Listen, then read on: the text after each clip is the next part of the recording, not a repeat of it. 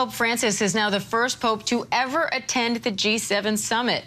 The pontiff is taking part in a session focused on artificial intelligence, but he also plans to meet one-on-one with President Biden today, where the discussion is expected to focus heavily on the war in Ukraine. ABC News senior White House correspondent Selena Wang has the details. Selena, what's the latest?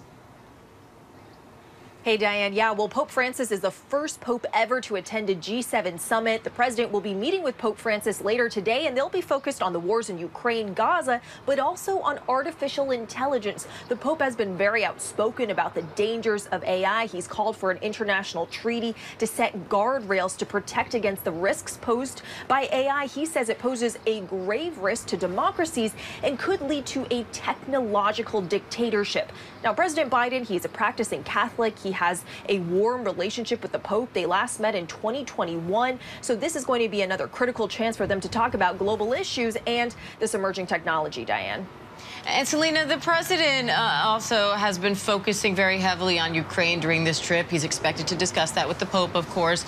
But what's the latest on the agreement that he signed with Ukraine's President Zelensky? Yeah, this was a historic agreement that was signed overnight. The president and Ukraine's President Zelensky were on the stage together here in southern Italy, a big show of force and sending a stark message to Vladimir Putin. Now, this agreement, it commits the U.S. to bolster Ukraine's defenses for 10 years. It does not commit U.S. troops on the ground, but it does commit U.S. forces to continue training Ukrainian troops. It also expands intelligence sharing, and it also brings Ukraine closer to NATO. The real message that the president wants to send the world, specifically to Putin, is that American leadership and specifically support of Ukraine is here to stay. He's trying to future-proof this support that America has for Ukraine. But the reality is that that agreement that was signed last night, Diane, well, it is an executive agreement. That means the next president could withdraw from that agreement if he chooses or she chooses to do so.